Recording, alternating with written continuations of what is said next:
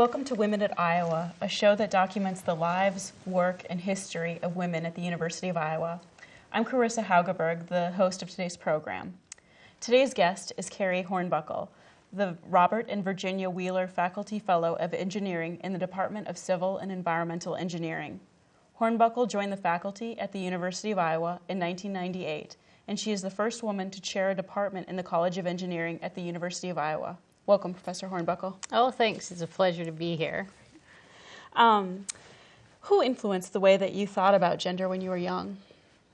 Well, I think there's many people that had some influence on my thoughts about gender when I was young, but my mother was the most influential. I think her opinions about the role of women in our society were quite strong, and when I was young adolescent, she spoke to me quite a lot about what it was like to be a woman, what was her experiences as a woman, and then I think after that time I started just noticing what women were doing in the world and became more aware of some of the limitations and some of the opportunities that were unique for women in that time in the mid-70s. Mm-hmm.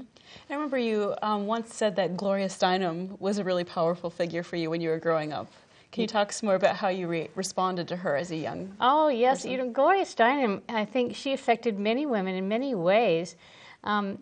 Obviously, one of the ways she affected people was just her striking good looks and ability to communicate to a broad audience. She reached even me as a child, and I thought, well, I listened to her because she would speak plainly and straightforwardly, and things that she would say made so much sense.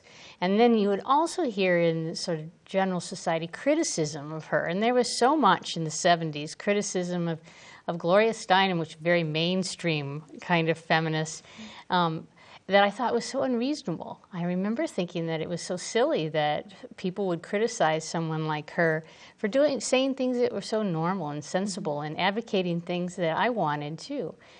And do you remember she was also indirectly involved, but there was Marlo Thomas did Free to Be You and Me. You remember that album? When I was a kid, I listened to it all the time. I'm sure that was my mother turning it on all the time. But I still, as an adult, remember many of the songs and vignettes from that album. And that was also created by men and women who were feminists, hoping for young children, and girls and boys, to imagine a future, unconstrained by gender. Mm-hmm. Okay. You, at one point, mentioned to me that you started to identify as a feminist. You thought of yourself as a feminist as early as age 13. What did your parents think about this? Well, I asked my mother about that, and I said, do you remember when I was 13 saying I was a feminist? And she said, oh, Keri, it was much earlier than that. Uh-huh. She thought that maybe, by 11, I was clearly identifying myself as a feminist. Uh-huh. And so I think I probably got the idea from her, of course, but I also remember the dialogue in our culture about feminism and what is feminism, and started to think, at the time when a child starts to think independently and starts to think about who am I, early adolescence, that was also a time of a lot of discussion about feminism. Mm-hmm. So I think it was not so hard to decide, oh yeah, that's me. Okay. Do you remember being supported to study math and science when you were in junior high and high school?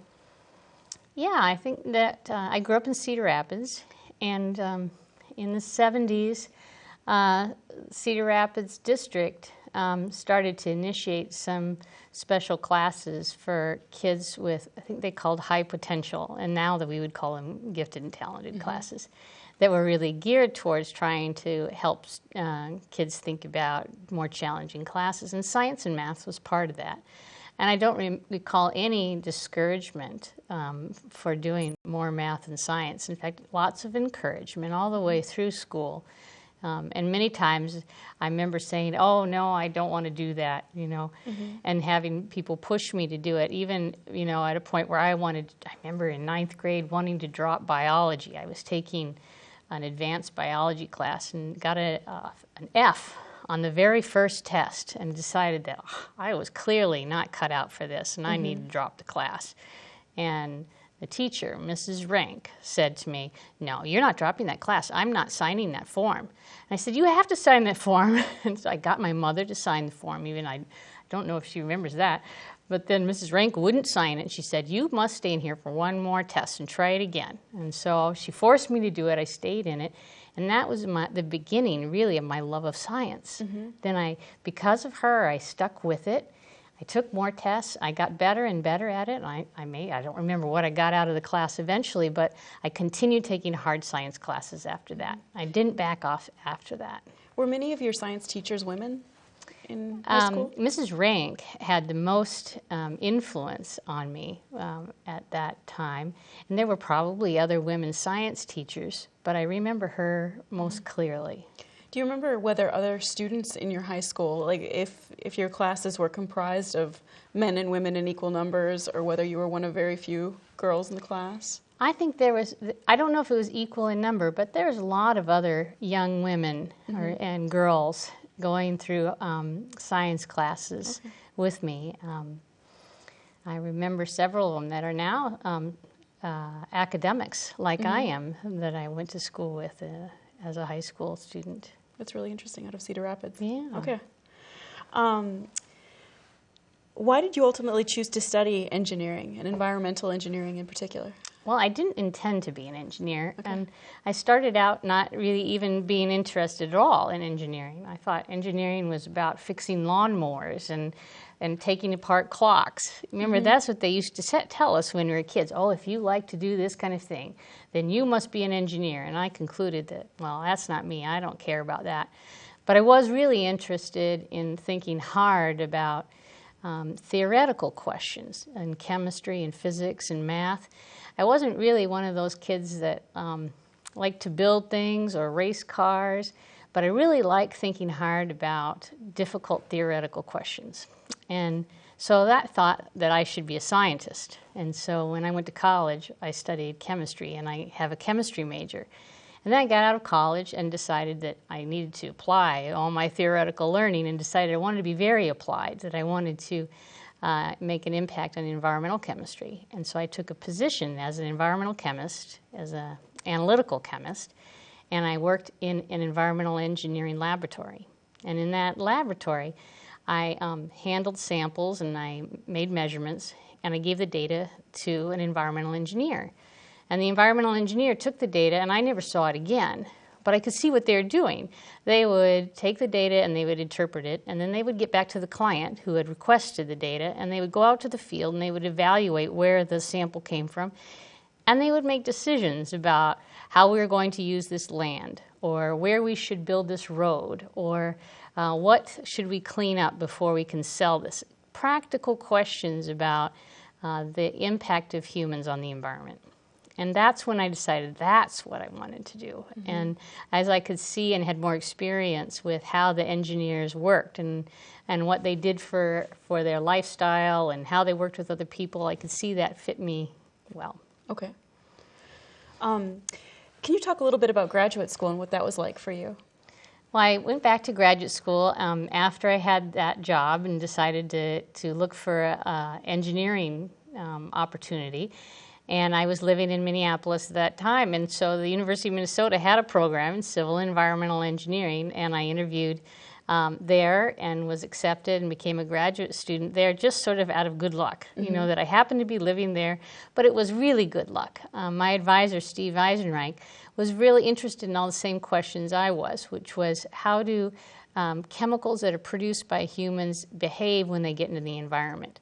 And so that became my area of expertise, which was also his, looking at the sources and the transformations and the impacts of human-made chemicals in the environment. And that's a part of environmental engineering and a part of civil engineering. So when I was in graduate school, I continued my chemical education. I continued to learn how to analyze complex environmental samples, like soils or sediments and water or air or fish, and now I'm analyzing human blood. But how to look at those in terms of not just their chemical composition, but also be able to create mathematical models for predicting how they move. So that was my training in graduate school, which was a wonderful opportunity for me. And could you speak for a moment about the dynamics of graduate school as a woman? What was your relationship like with your advisor and with your peers as a woman studying engineering? Well, at that time, and still now, women are a minority in engineering graduate programs. In environmental engineering, my field, we're more represented in women than in other parts of engineering, but still it's less than 30%. I think when I was a graduate student, maybe 20% of the women, 20% of the graduate students, even in environmental engineering, were women. And my advisor had never advised a doctoral student who was a woman. And he was quite accomplished, and at that time had already advised maybe 15 other PhDs. And I think he had preconceived notions about what women graduate students were like. I think based on his previous experience, he didn't think that women would make good PhD students. He thought that most of his previous graduate students did stop at a master's, which in environmental engineering is a good career move also. There's many jobs available for those people. So it took a while, the first couple years, for our relationship to clarify so that he could understand my goals weren't any different than any man that he had advised who was trying to get a PhD. I remember little struggles at the beginning when he wanted to be polite and he would carry my field equipment. And I had to say, no, it's my field equipment. I'll carry it. Or he wanted to make sure I was safe on a research vessel. And when don't worry about me, I had to say, remind him that I was as independent and able to run my research program just like any male graduate student could. And so you thought that it just took the experience of working together for him to get over his preconceived notions about you. Exactly. I think, some people, that's true in many kinds of situations, isn't it? When you haven't worked with somebody from this group of people and maybe you have preconceived notions about what they're like, it takes a little while to work it out and figure out that you're dealing with a person rather than a representative of a group. And that's what happened. I think, after a year or so of working together and having to have some frank discussions, then he became a supporter and still is. And I hope that I can be as good an advisor of my graduate students as he was for me. And what year did you receive your PhD from Minnesota? In 1996. Okay. And where was your first job out of graduate school? My first job was in Minneapolis. Well, first job out of graduate school. Oh, out of graduate school, my first job was as an assistant professor and at the State University of New York in Buffalo, New York. And then you came to the University of Iowa in 1998. That's right. So I was at SUNY at Buffalo for 3 years before I came here. So I came to the University of Iowa also as an assistant professor. I hadn't got tenure at that point, and began anew. And I think for people who are outside of a university setting, are there large differences between different campuses? Was there a large cultural difference between the campus at Buffalo and the University of Iowa? Yes, every work environment is different because all the people are different. And at each work environment, you have a different climate, cultural climate that exists. And certainly at Iowa, I've noticed it's different than the previous universities I worked at the University of Buffalo and also at the University of Minnesota. Each place has its own unique environment, and it really can affect how women feel in a cultural environment. I think at the University of Iowa, a lot is done to try to make gender not a major part of the success of the people who work here. That is, I never felt that that I was treated specially in a negative way because I was a woman. Although I think at other places I'd been before, I was really noticed. Oh, she's a woman in engineering. We don't have many of those. And it seemed like it would come up a lot in a way that I had to explain myself. So what do you do? And so then I felt like there was special attention to the ways that I was different. But all people that work at a university are different in their own way. We all have challenges that we've overcome or unique aspects of our background. And so if you think about being a woman as being different, then you start thinking about all the parts of her background as also being different. And I think at University of Iowa, we're better at recognizing diversity is normal and expecting diversity and expecting that people contribute in their own unique ways. Okay. I think that makes it an easy place to be successful. Can you talk about when you were hired and Professor Schnoor made a conscious effort to try to make you feel more comfortable and to try to promote women joining the department? Can you talk about when you were hired and your relationship with Michelle Scherer? Yeah, it was special circumstances when I was hired. There was an advertisement for just one position for a faculty member who was retiring. And they ended up hiring two people, myself and Professor Michelle Scherer. And we were at that time the only two women in our department. So we came into a department that had women working in the department before, but we didn't join it as an individual all by ourselves. And at that time, Tanya Peebles was also a professor. So there was 3 faculty women in the College of Engineering when Michelle and I came. But Jerry Schnoor was on the search committee at that time, and I think he advocated strongly for hiring us both as an opportunity to have more women faculty in engineering. And that was a great fortune for me because I immediately had a peer who was encountering some of the same circumstances I was. Certainly just being a new professor, you have to get your own lab going. You have to write proposals all the time. You need to find new students to work with. There's so many logistical challenges of being a new professor that it was great to have somebody else who was going through it at the same time. But furthermore, she was also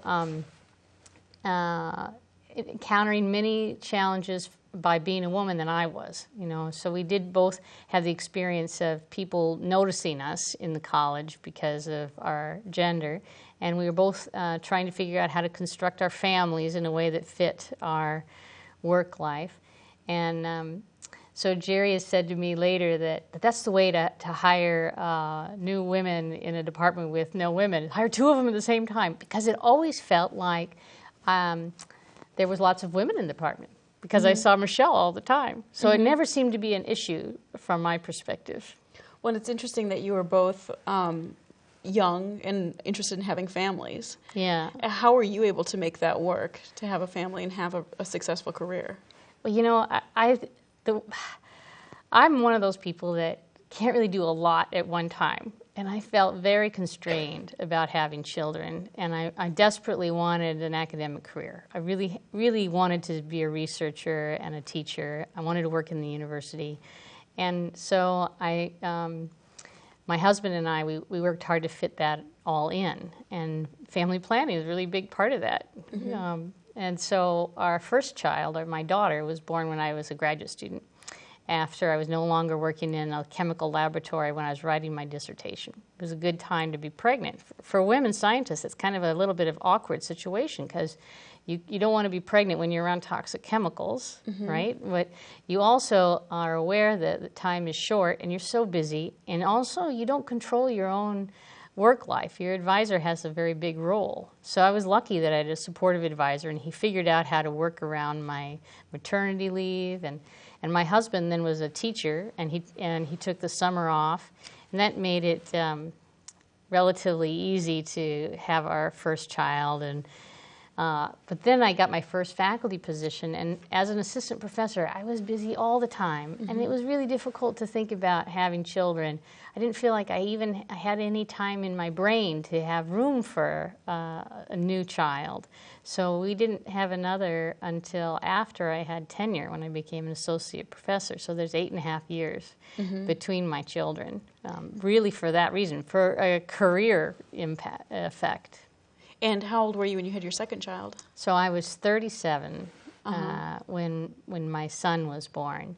And that's a little bit risky for women. The longer you wait, the less, your fertility does really change. And for us, that was an issue that we had to address. And we're glad that it all worked out. But, if I did it over again, maybe I wouldn't have taken that risk. But, you're weighing the opportunities for a career you love with a family. And that's a question that I think all women with challenging careers and all men have to think about. How do you balance that? Right. Well, and it seems to be of particular concern to women in academia, this idea of having children during a period in which women are the most fertile. And yes. It doesn't jive at all with the tenure clock and with the semester schedule. Right. Do you feel like the University of Iowa does things to make it easier or could do things to make it easier? Well, the dean at that time and the chair of my department at the time when my second child was born were really helpful and flexible. So I was able to say, this is the kind of situation I wanted. I wanted to teach until my son was born, and then I wanted to be off until the semester began again. And that was they helped me arrange that. I think that what the University of Iowa has been doing is case by case. There's not a very clear policy, and I advocate it because that worked for me. But I know for many women, especially untenured women, it's a really threatening time because your job is not secure, and you are not in a position to make demands. You want to do whatever it takes to keep your job, and you want to get tenure. You want to go through that very challenging review successfully. So it's very difficult, and the university so far I think it's done a good job, but I'm sure every single woman has a different story about how they figure that out. And could you talk about your husband a bit and what role he's played in your ability to balance work and family?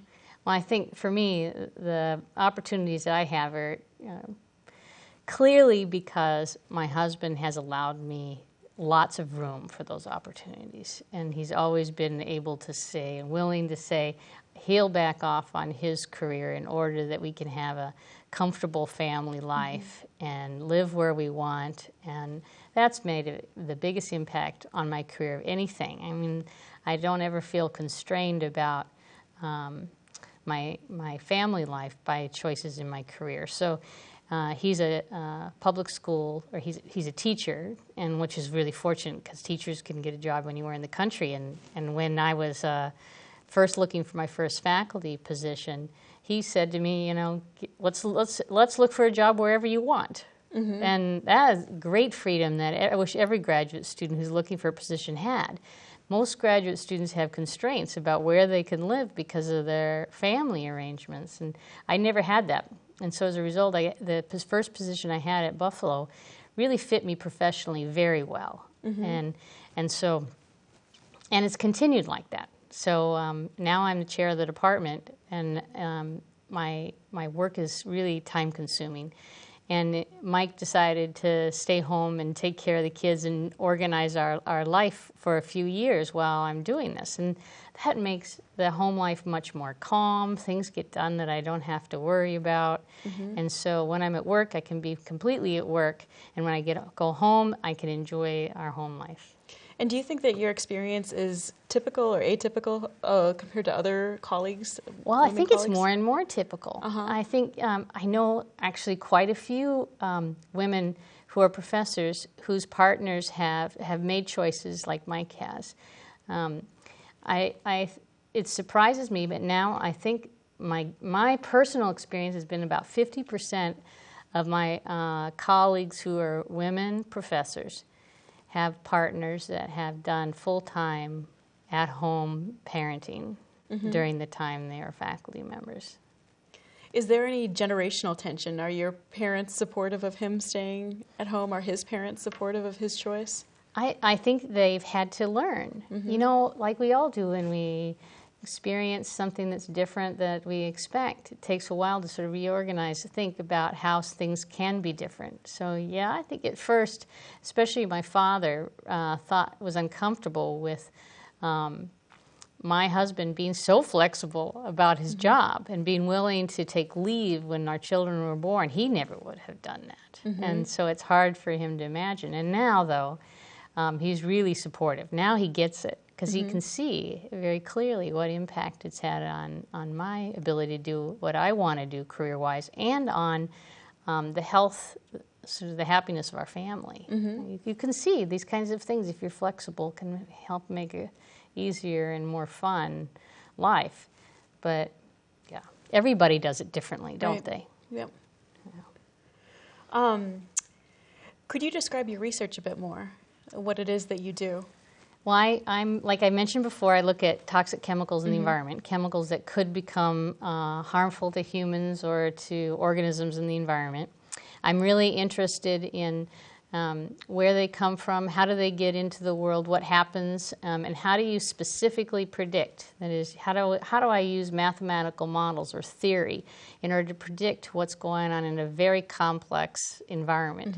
Like trying to understand how industrial chemicals that were used 50 years ago and released into some canal might now be sources to all of the people who live in a big city like Chicago, and trying to understand how things happen long after they're originally used. We have a large research program studying PCBs, and they're industrial chemicals that were engineering solutions when they were created in the 30s. And they were used until the 70s as additives to many, many products, including light ballast and transformer oils, but also the adhesives that went under linoleum in homes and in the caulking around windows and in the black carbon-like material in carbonless copy paper. Many uses. They were such a great engineering solution. Well, it turns out that they're toxic and they're persistent and they're still with us and accumulate in humans, and they cause neurological damage and cancer and confuse our hormonal systems. Well, so I'm really interested now how we can use engineering strategies to try to solve this problem and prevent this from happening again. So engineers now are not just about responding to the sort of industrial or commercial or consumer needs, but now we're really thinking about the whole life cycle of materials. What happens after we're done using it? Can we choose a substance that degrades quickly or has the least impact on the environment? And those kind of questions are really interesting to me and to all environmental engineers. And I think it's spreading to engineering disciplines that didn't traditionally include that. And that's very exciting for me to see. Could you speak for a moment about the culture of various types of engineers, civil engineers versus environmental engineers? I think that the audience might be interested in knowing some information about that. Yeah, there definitely is cultures of engineers, and I didn't know this when I was younger. I think, I would have viewed it differently if I'd understood that engineers are not a block of people that behave all the same. There's a lot of variety within them. And of course, we have stereotypes about the disciplines within engineering, and some of them are sort of generally true. I mean, certainly it's generally true that engineers like to be organized as a group, and they like to solve things in sort of an organized fashion. We're trained for that. But within that general stereotype, there's so much variability. You can see one engineer who thinks sort of by throwing things up in the air and looking for the connections, while another person is very methodical in organizing how they do. So I don't mean to say that there's one kind of person who's an environmental engineer or a mechanical engineer, but you do see cultural differences. Environmental engineering is populated by people who want to make the world a better place. Okay. I mean, it's very strong tradition among those people. And then we sort ourselves out for that, right? If you like math and science and you like solving applied problems, but you really want to have a positive impact, environmental engineering has attracted those people.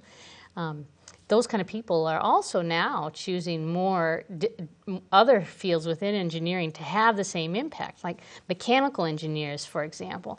Traditionally, those are the people that built turbines and designed systems where, like pipes that water flowed through, or pumps, or airplanes. That was mechanical engineering. Well, now those people are designing wind turbines for energy production and are linking in what they do into how we can reduce releases of pollutants through coal combustion, for example, or generate energy without byproducts. That's sort of what I used to think environmental engineering was, but now I can see that that's really just a general overview way of thinking about engineering. So mechanical engineering maybe used to be be those kind of guys who like to take apart lawnmowers. You know, my old stereotype, and they still are lots of people who like to do that. But now I think it's much more broad.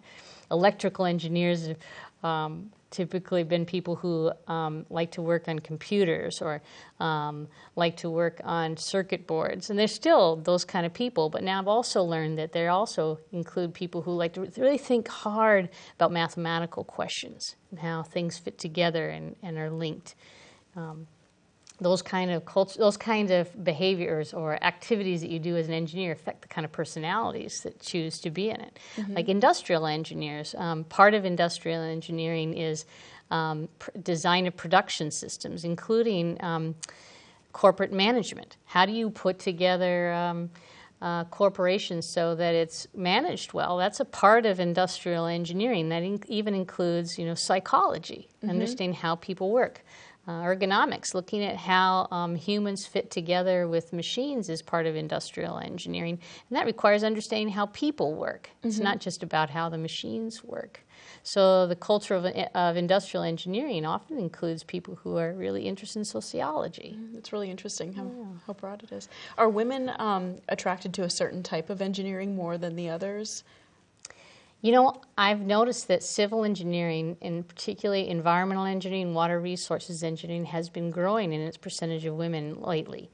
In fact, as a chair of a civil engineering department, I've noticed that in the last year or two, there are many other women chairs of departments like mine, even though across the board we're a small percentage of the faculty.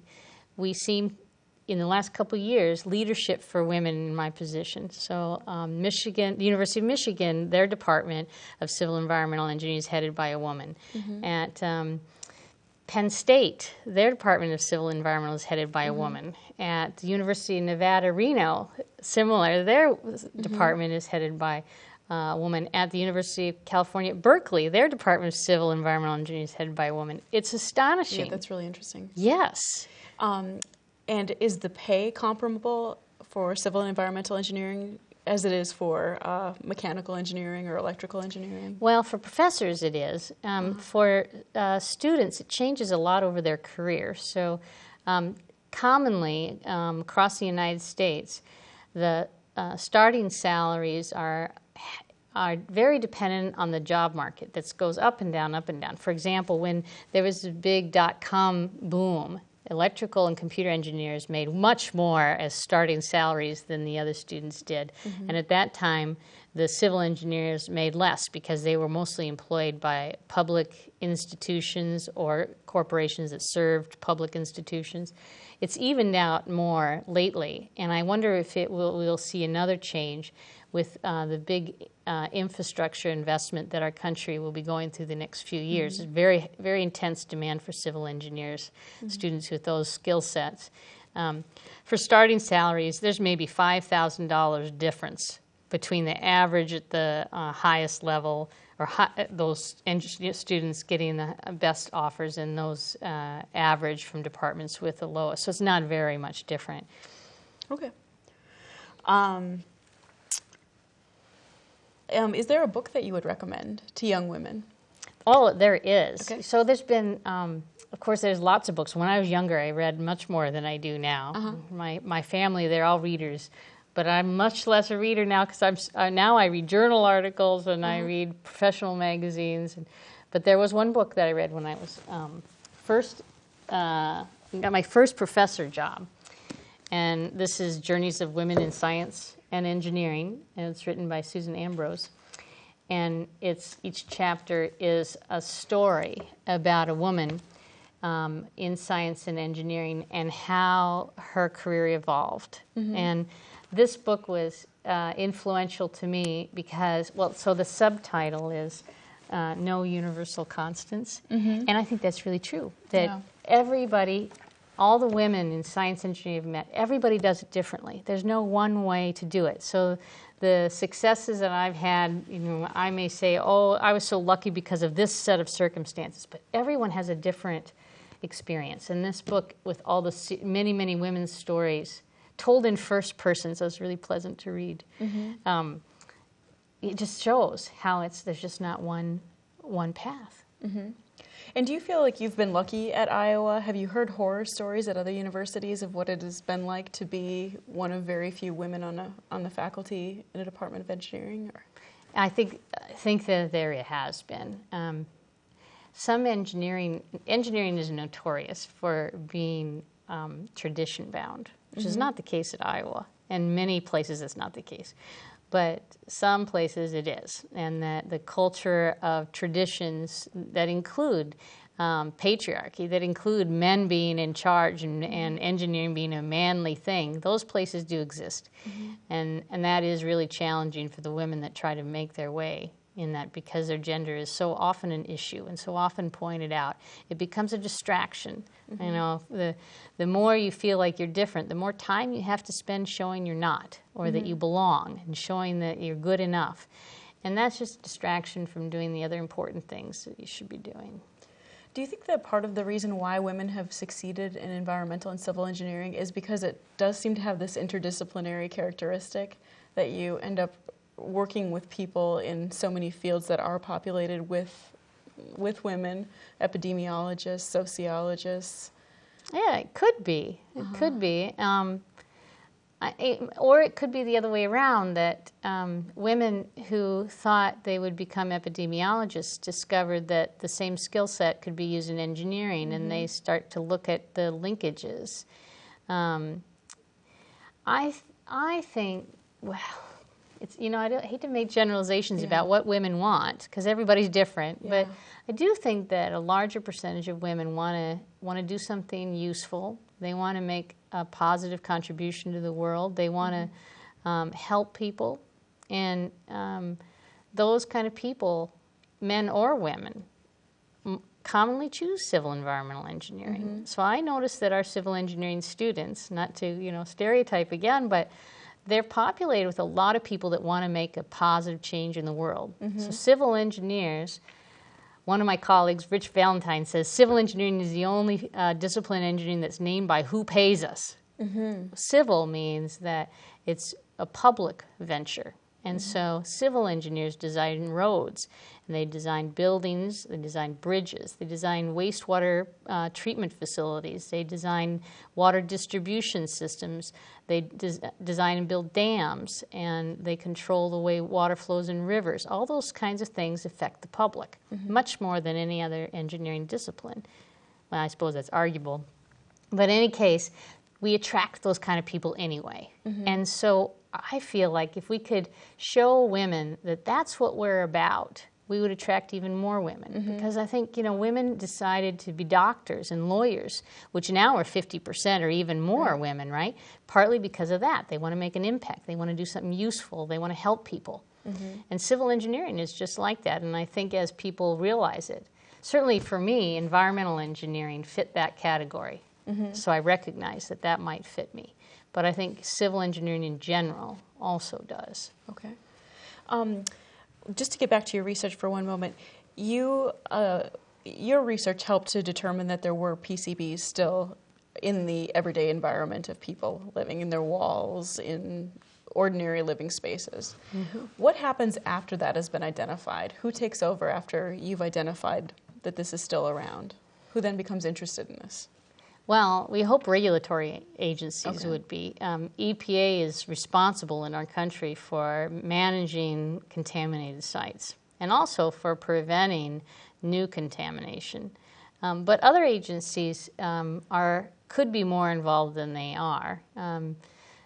The FDA, who monitors use of chemicals in food, for example, could be more involved to prevent exposure of people to contaminants. But after the work that we do that involves industrial contaminants, that would be the EPA. But they would hire civil engineers to clean it up. So civil engineers, we do identification of pollutant issues. We examine the fate of chemicals that are used in engineering applications. We do remediation, all that kind of stuff. So, for example, in our case, engineers, civil engineers and environmental engineers design how to take care of the sediment that contaminates this canal near Lake Michigan. So that's a civil engineering activity also. And can you imagine eventually being called to testify before a regulatory body or a governmental agency? I've never done that, but some of my colleagues in my field have done that. And I would certainly be honored to be asked to use what I know to make an impact in that way. Because, you know, there's some things that do seem obvious that should be done. But sometimes there's not enough information or there's not a will. People don't understand it well enough to know that we could really do something. Right. Sometimes we just give up. Oh, this problem is too difficult, when in fact maybe that's not the case. Okay. And finally, do you have any advice for any young women who might be watching who are interested in pursuing a career in engineering or in the sciences? Well, I think if I did it all over again, I'd ask more questions of people who are engineers. What is it like to be an engineer? What is your day like? What do you do? What do you enjoy best about your work? I think now when I ask people those questions, I get answers that are surprising. And that if I'd asked those questions when I was younger, maybe my stereotypes about would have been discharged. I realized that I was misunderstanding how they do it. So that's what I encourage our students, even those who've already decided to be engineers, to keep talking to people who have that as their job. Learn more about it. I think that's great advice. Well, thank you. I think that's a wonderful note to conclude on. Right. And once again, this was Keri Hornbuckle, a professor of engineering at the University of Iowa. And I'm Karissa Haugeberg, the host of this program. This was Women at Iowa. Thank you.